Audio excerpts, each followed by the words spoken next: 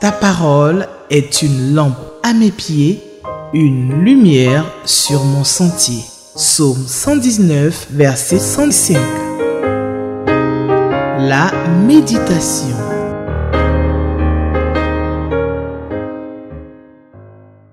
Mesdames et messieurs, chers amis lecteurs de la Bible, Shalom. Bienvenue à votre émission journalière Méditons ensemble avec la Ligue pour la lecture de la Bible en collaboration avec Espérance TV de l'Église méthodiste unie de Côte d'Ivoire. Nous saluons la dynamique équipe qui nous accompagne. Le lecteur adulte de la Bible, édition 2024 que je tiens en main, nous propose aujourd'hui le texte de Jean, le chapitre 10, du verset 1 au verset 10. Nous sommes bien sûr au vendredi 16 février 2024. Alors, les questions du jour, ce sont les questions numéro 1, numéro 2 et numéro 7. Le numéro 1, c'est de quoi ou de qui parle ce verset?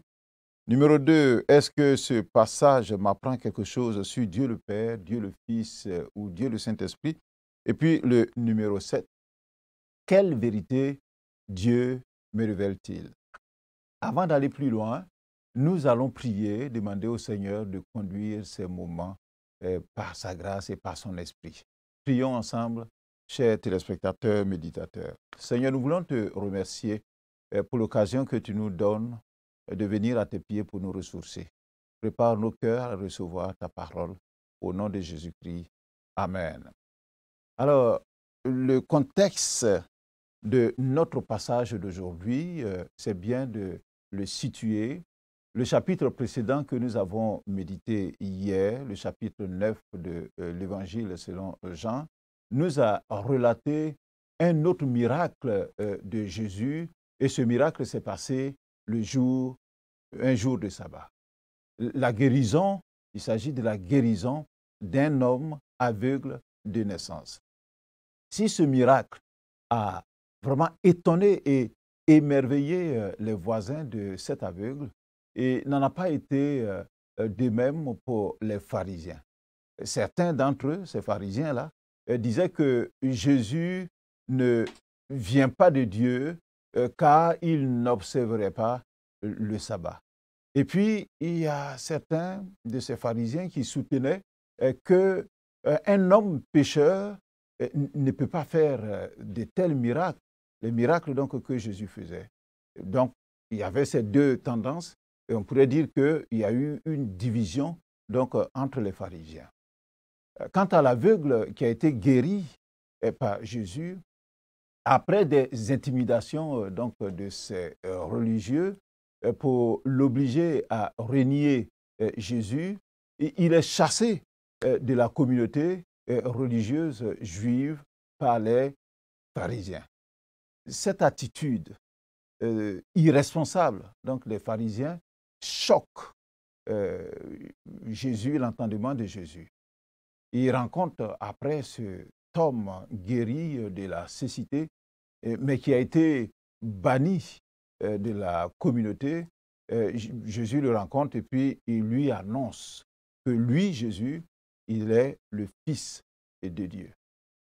Cet homme croit au Seigneur et puis, en guise de reconnaissance et de soumission, il se prosterne devant lui. Ça, c'est une belle attitude donc de quelqu'un qui vient de connaître le Seigneur.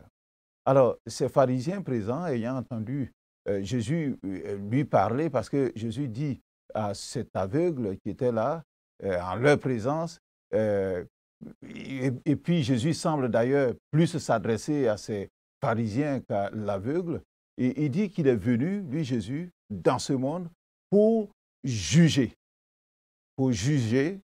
pour donner la vue à ceux qui ne voient point, et puis pour que ceux qui pensent voir là deviennent aveugles.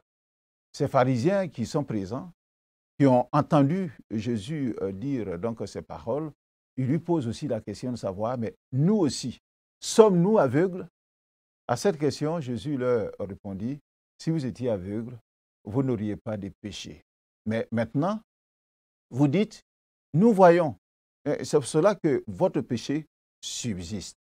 Alors, notre texte de ce jour est la suite de cette conversation de Jésus avec les pharisiens, certainement en présence donc de l'aveugle guéri. Alors, nous prenons nos Bibles, le lecteur de la Bible, pour méditer, nous avons besoin de notre lecteur, nous avons besoin de notre Bible, d'un cahier de notes.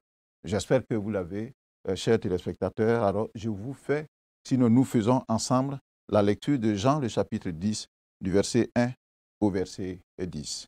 Verset 1. En vérité, je vous le dis, celui qui n'entre pas par la porte dans la bergerie, mais qui monte par ailleurs, est un voleur, un brigand. Mais celui qui entre par la porte est le berger des brebis. Le portier lui ouvre et les brebis entendent sa voix. Il appelle par leur nom les brebis qui lui appartiennent et il les conduit dehors. Verset 4.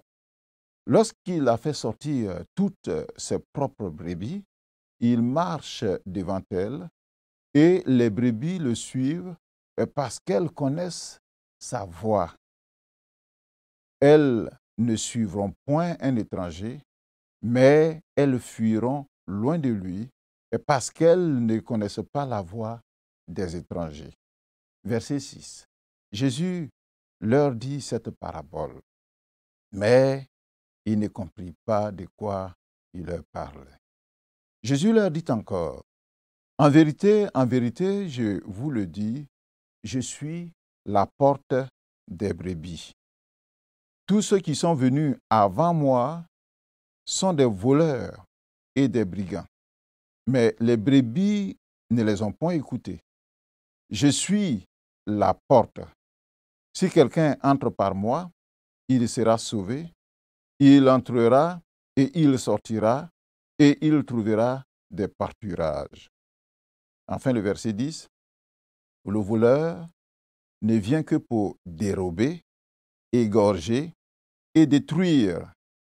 Moi, je suis venu afin que les brebis aient la vie et qu'elle soit dans l'abondance. Voici donc le texte qui nous est proposé par le lecteur de la Bible, édition 2024. Alors, de quoi ou de qui parlent ces versets que nous venons de lire? S'il y a un titre à donner, et le lecteur a donné un titre, je suis entièrement d'accord avec le lecteur, c'est la bergerie de Dieu. Ou alors, Jésus est la porte de la bergerie de Dieu. Et Jésus continue son discours avec l'aveugle et les quelques pharisiens présents par deux paraboles. Il donne le discours du bon berger. Et ce discours du bon berger est un des plus connus et la suite logique des événements du chapitre précédent que nous avons donc lu hier, du chapitre 9 de Jean. Le Seigneur établit ici un contraste entre l'homme aveugle de naissance et les pharisiens. Ces derniers, les pharisiens, eux, ils souffraient de cécité spirituelle tout en prétendant avoir du discernement. Devant l'obstination, l'aveuglement et la méchanceté de ces religieux qui ont cherché à obliger l'aveugle guéri à renier l'auteur de sa guérison, Jésus, qui est donc l'auteur, va dénoncer la manière dont ces gens hypocrites et ingrats dirigent le peuple. Ce ne sont que des loups, des voleurs, des brigands, des étrangers et de simples salariés payés pour un travail, sans plus. Ce sont des mercenaires qui n'ont aucun souci des brebis du troupeau. Nous pouvons voir d'ailleurs au verset 1. Il a dit, en vérité, je vous le dis, celui qui n'entre pas par la porte dans la bergerie, mais qui monte par ailleurs, est un voleur et un brigand. Alors, à l'époque de Jésus, les brebis des différents bergers se trouvaient dans la même bergerie à proximité donc, de la ville. Dès qu'on sort de la ville, on trouve donc les bergeries. Pendant la nuit, on les parquait, donc les brebis, dans un enclos formé de murs de pierre gardés par un portier afin d'empêcher les voleurs et les animaux de proie d'y entrer. Et les premiers versets du chapitre décrivent ce qui se passe quand le berger vient le matin pour chercher ses brebis, en vue, bien sûr, de les amener paître. Les propriétaires entraient par une seule porte dans la même bergerie. Ils pénétraient dans une enceinte où se trouvent plusieurs troupeaux appartenant chacun à un berger différent, étant donné que c'est un groupe de bergers qui gardent les bêtes ensemble.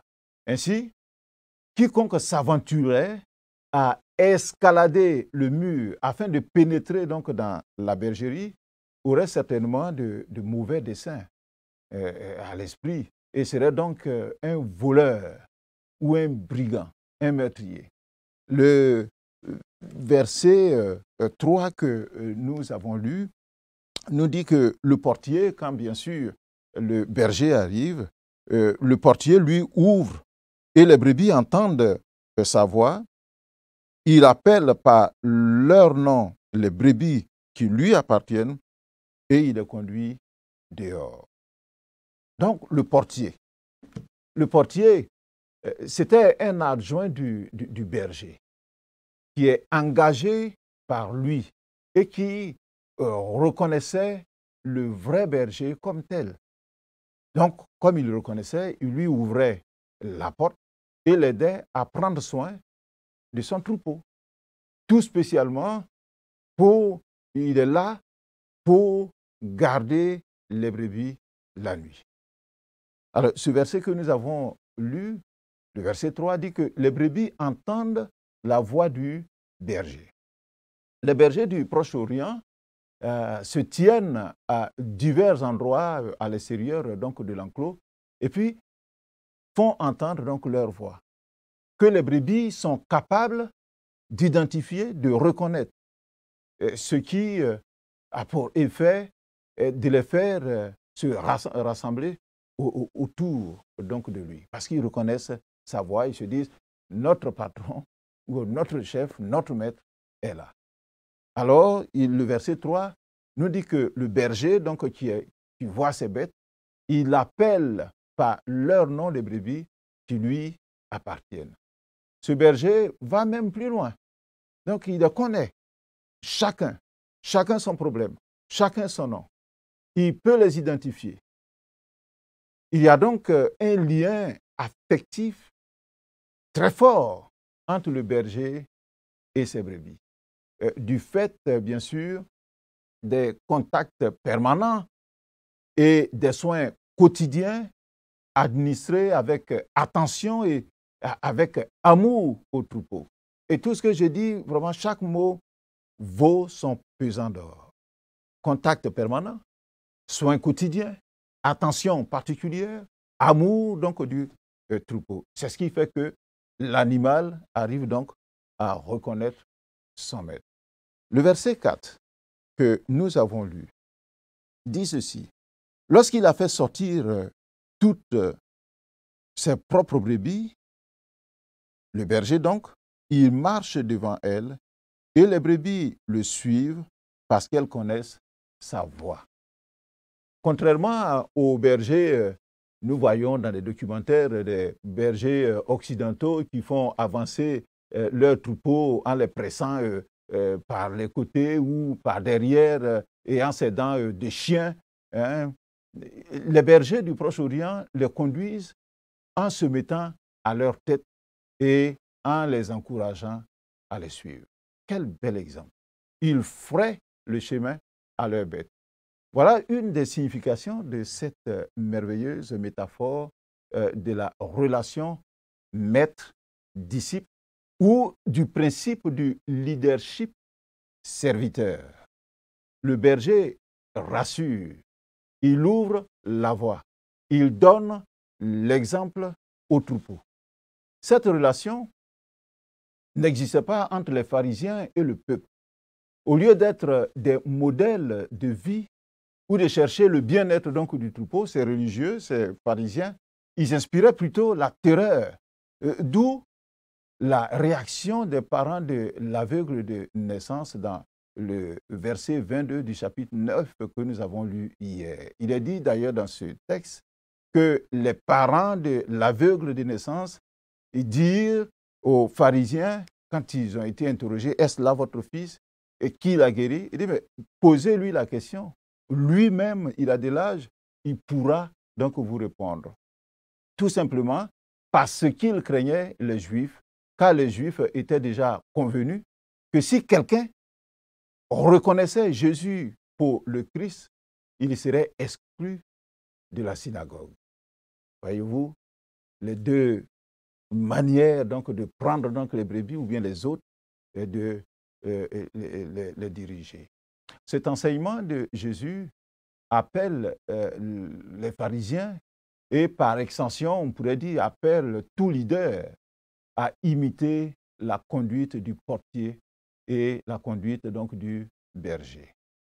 Un texte qui me plaît beaucoup et qui image donc cette attitude se trouve donc dans 1 Pierre, le chapitre 5, du verset 1 au verset 3, où il est dit que voici les exhortations que j'adresse donc aux anciens, c'est-à-dire aux leaders qui sont parmi vous. Et plutôt Pierre dit, moi aussi je suis un leader comme vous. Alors, quelle est cette exhortation? Il dit au verset 2, paissez le troupeau de Dieu qui est sous votre garde. Non par contrainte, mais volontairement, selon Dieu. Non pour un gain sordide, mais avec dévouement. Non comme dominant sur eux. Non, on n'est pas là pour dominer, mais comme pour partager, comme étant les modèles du troupeau. Alors, continuons, revenons à notre texte. Le verset 7, donc Jean chapitre 10, nous dit, c'est Jésus qui leur parle et dit encore, en vérité, je vous le dis, je suis la porte des brebis. Ah, ça c'est une phrase forte. On a vu la bergerie et puis on a vu que dans la bergerie, il y a plusieurs propriétaires, plusieurs bergers, mais il y a quelqu'un qui est à la porte. Et puis il y a une seule porte où les bêtes rentrent, par laquelle les bêtes vont rentrer dans la bergerie et où les propriétaires viennent aussi et passent. Une seule porte. Il n'y a pas une autre. Il n'y a pas deux, il n'y a pas trois. C'était chose courante au Moyen-Orient d'utiliser cette analogie de comparer un peuple à un troupeau qui doit être bien dirigé. Les rois et les prêtres se disaient les bergers de leurs sujets qu'ils comparaient à des brebis. Alors, plusieurs des grandes figures de l'Ancien Testament, comme Abraham, Jacob, Moïse et David, étaient regardés comme des bergers au propre, comme au figuré, parce que c'était aussi leur profession que d'être berger. Mais on les prenait comme des bergers, étant les bergers donc du peuple. En tant que chef de la nation juive, Moïse et David en particulier furent tous deux appelés bergers d'Israël. Ce n'est pas pour les bêtes, mais c'est pour les Israélites. Dieu a toujours assimilé le peuple d'Israël à des brebis. Dans Michée, le chapitre 2, le verset 12, il est dit « Je te rassemblerai tout entier, ô Jacob. Je rassemblerai les restes d'Israël, je les réunirai comme les brebis d'une bergerie, comme le troupeau dans son pâturage. Il y aura un grand bruit d'hommes. » Donc, les hommes sont assimilés à des brebis. Et cet ensemble constitue donc une bergerie donc, de Dieu. Jérémie, le chapitre 23, le verset 23, il dit, je rassemblerai le reste de brebis de tous les pays où je les ai chassés, je les ramènerai dans leur pâturage, elles seront fécondes et multiplieront. Alors, de même, aujourd'hui, nous, les enfants de Dieu, c'est-à-dire tous ceux qui ont mis leur foi en Jésus, qui vivent en nouveauté de vie, qui se conforment à la parole de Dieu, ceux-là constituent le peuple ou le troupeau de Dieu. Ils sont par conséquent les brebis du Seigneur. De la sorte, l'on peut faire cette analogie et dire que Dieu dispose d'une bergerie où sont gardées ces brebis que nous, les chrétiens, nous sommes pour lui. Et c'est partant, sur cette base, que Jésus dit au verset 7 de notre texte que nous avons lu, qu'il est la porte des brebis. Et c'est cela aussi que le verset 9 nous dit. Si quelqu'un entre par lui, c'est-à-dire Jésus, il sera sauvé. Il entrera, il sortira et il trouvera des pâturages. Ça, c'est vraiment extraordinaire et c'est super. Jésus est la porte de la bergerie de Dieu. Je dis bien la porte. Ce n'est pas une porte. Jésus est la porte de la bergerie de Dieu. Il est le garant de nos vies. Il nous témoigne de son amour. Il ne nous abandonne pas aux loups et aux voleurs. Il pourvoit. Il est le Dieu pourvoyeur. Il pourvoit donc à nos besoins en nous trouvant de bons pâturages. J'aime bien le psaume 23. Alors le psaume, pour trouver le psaume dans la Bible, moi je prends ma Bible bien souvent et puis je prends par le milieu parce que généralement le psaume se trouve donc au milieu de la Bible, presque au milieu. Alors le psaume, le chapitre 23 et le verset 1 nous dit ceci. Un très beau psaume. Psaume, chapitre 23, verset 1. C'est un cantique de David. L'Éternel est mon berger. Je ne manquerai de rien. Il me fait reposer dans des verts pâturages. Il me dirige près des eaux paisibles. Il restaure mon âme. Il me conduit dans les sentiers de la justice, nous dit le verset 3. Alors, c'est un très beau texte. Alors, je fais juste une petite parenthèse comme ça que nous aimons chanter. Sinon, j'écoute souvent dans certaines communautés, moi, je ne souffrirai jamais, l'Éternel est mon berger. Je crois que ce n'est pas vrai, ce n'est pas scripturaire. Le chrétien, il souffre. Il souffre donc de l'adversité du diable. Il souffre de voir les autres aussi souffrir. Et le chrétien, il passe toute sa vie en train de souffrir. Mais, une chose, il a la paix du cœur. Alors, ce n'est pas moi, je ne souffrirai jamais, mais c'est moi, je ne manquerai de rien parce que l'Éternel est mon berger. S'il est vrai que Jésus est la porte des brebis, il relève cependant qu'un danger menace la bergerie. De quel danger s'agit-il? Ce sont les intrus, les voleurs, les brigands qui montent donc par la clôture pour entrer dans la bergerie. Ils ne passent pas par la porte, ils passent par la clôture afin de dérober, nous dit Jésus dans ce texte que nous avons lu, afin d'égorger, afin de détruire. Le verset 1 que nous avons lu, où le Seigneur donc parle, il dit, je vous le dis, celui qui n'entre pas par la porte dans la bergerie, mais qui y monte par ailleurs, est un voleur, est un brigand.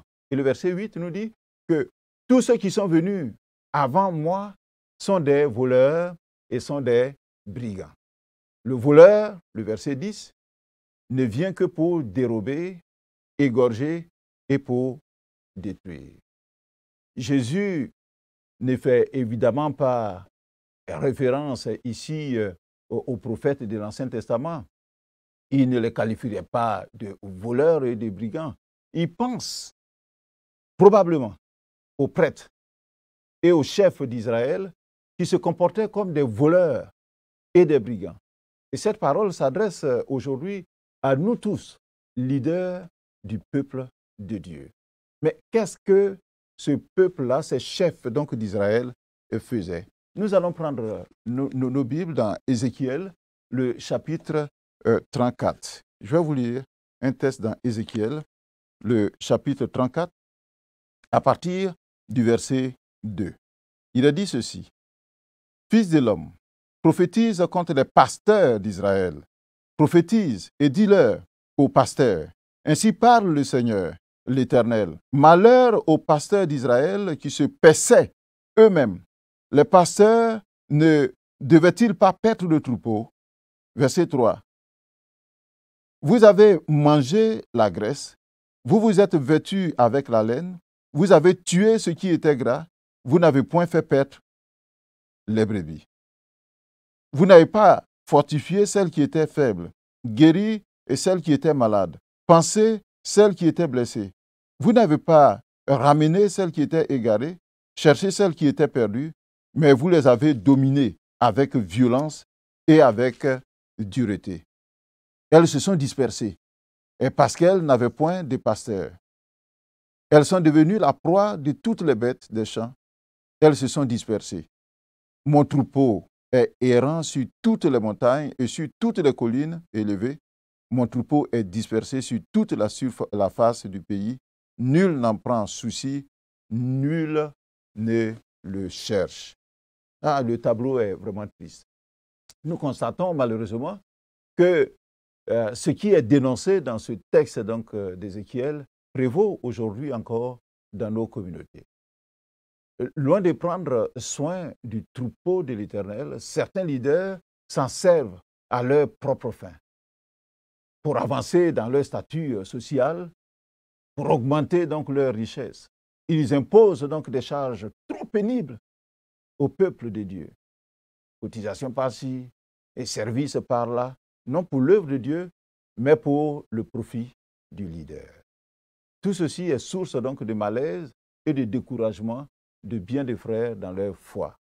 Mais c'est aussi ces intrus et ces voleurs, c'est tous ces faux prophètes donc qui viennent et qui prêchent un évangile qui est faux, juste pour détourner l'attention du peuple de Dieu, pour les perdre. Alors, chers frères et chères sœurs leaders, si ton leadership ne sert pas le peuple de Dieu, mais se trouve être un moyen pour toi de dominer sur le troupeau du Seigneur et de te faire servir, alors toi aussi, tu es un voleur, tu es un brigand dans la bergerie de Dieu. Comme le dénonce le verset 4 d'Ézéchiel que nous avons lu, Ézéchiel chapitre 34, « Si tu ne fortifies pas la brebis du Seigneur qui est faible, tu ne guéris pas celle qui est malade, tu ne penses pas celle qui est blessée, tu ne ramènes pas celle qui est égarée et tu ne cherches pas celle qui est perdue, mais que tu les domines avec violence, avec dureté, et que tu leur imposes donc des charges pour ta jouissance, alors tu es un mercenaire dans la bergerie du Seigneur. Contrairement à ces voleurs, à ce tableau triste que nous venons de voir, contrairement à ces brigands qui viennent donc pour détourner le peuple, qui viennent dérober, égorger, détruire donc les brebis de Jésus, la porte des brebis, Jésus, lui, il est là, notre Seigneur. Lui, il protège nos vies, il protège la brebis. Mieux, il les fait vivre dans l'abondance. Le verset 10 que nous avons lu nous dit que moi, je suis venu afin que les brebis aient la vie et qu'elles soient dans l'abondance. De ce texte-là, nous pouvons retenir deux choses au moins. Et je suis sûr que vous avez donc d'autres idées en dehors de celles que je vais donner. La première chose que nous pouvons retenir, c'est que celui qui est dans la bergerie de Dieu, il reçoit la provision du Très-Haut, c'est-à-dire la vie en abondance de la part de Jésus. Le bonheur, la paix du cœur, la joie de vivre, l'espérance de la vie éternelle. Ça, c'est un. Deuxième chose, en tant que leader, nous devons imiter l'exemple donc de Jésus, qui consiste à prendre soin des brebis du Seigneur et à être des canaux de bénédiction pour le peuple de Dieu. Rappelons-nous cette parole que le Seigneur a dite à Pierre. Il lui a posé par 3 fois la question dans Jean le chapitre 21, verset 17. Il lui a demandé, Simon, est-ce que tu m'aimes? Le verset 17, le Seigneur, pour la 3e fois, demande encore à Simon, Simon, fils de Jonas, m'aimes-tu? Et Pierre, qui entend cette question du Seigneur pour la 3e fois, fut attristé de ce qu'il avait dit. Et donc, m'aimes-tu par 3 fois? Et il lui répond donc au Seigneur, Seigneur, tu sais toutes choses. Tu sais que je t'aime. Jésus lui dit, paie mes brebis. Le Seigneur nous a choisis pour faire paître ces brebis, pour les envoyer dans des bons pâturages, pour qu'ils ne se perdent pas. Alors comme Pierre, si nous aimons le Seigneur, allons, paissons les brebis du Seigneur en les aidant à s'épanouir tant spirituellement que socialement. Alors nous allons répondre donc à la question numéro 2. Est-ce que ce passage m'apprend quelque chose sur Dieu le Père, Dieu le Fils, Dieu le Saint-Esprit? Oui, le passage nous apprend des choses profondes donc sur Jésus-Christ. Le verset 7 nous dit ceci, que Jésus est la porte des brebis. Il n'est pas parlé de plusieurs portes. Pour dire que Jésus est une porte. Non, Jésus est la porte des brebis. C'est un article défini. Il n'y a pas une autre porte après lui et avant lui. Le verset 9, il le répète d'ailleurs, il dit « Je suis la porte. Si quelqu'un entre par moi, il sera sauvé, il entrera et il sortira et il trouvera des pâturages. » Jésus est la porte par laquelle nous pouvons passer pour entrer dans le pâturage de Dieu, c'est-à-dire pour être enfant de Dieu. Et le verset 10 nous dit ceci, que Jésus est venu afin que les brebis aient la vie et qu'elles soient dans l'abondance. Est-ce que vous voulez avoir la vie? C'est par Jésus. Vous voulez avoir l'abondance? C'est par Jésus, parce qu'il est la porte. Alors, la question A, le verset donc, qui m'interpelle le plus, moi j'ai choisi le verset 9. Le verset 9 de notre texte, où il est dit « Je suis la porte. Si quelqu'un entre par moi, il sera sauvé. Il entrera, il sortira et il trouvera des pâturages. » Jésus est la porte qui conduit au ciel. Par lui, nous sommes sauvés. En lui, nous avons tout ce qu'il nous faut pour être heureux. Alors, nous sommes à la fin de notre méditation. Nous allons prier, chers téléspectateurs, et demander que Dieu garde ses pensées dans nos cœurs. Prions le Seigneur. Seigneur Jésus, je reconnais que tu es la parole par laquelle tout homme, la porte par laquelle tout homme doit passer pour être sauvé et entrer dans la bergerie de Dieu. Dans ta bergerie, je ne veux pas être un mercenaire. Je ne veux pas être un voleur, encore moins un brigand. Donne-moi de te servir en servant ton peuple plutôt que de me faire servir. Je te le demande au nom de Jésus-Christ. Amen. Le commentaire du lecteur se trouve à la page 26. Veuillez le consulter, il est très riche aussi en enseignement. Demain, c'est un autre jour, un autre texte, une autre bénédiction de Dieu. Que Dieu vous bénisse. Ta parole est une lampe à mes pieds, une lumière sur mon sentier. Psaume 119, verset 105. La méditation.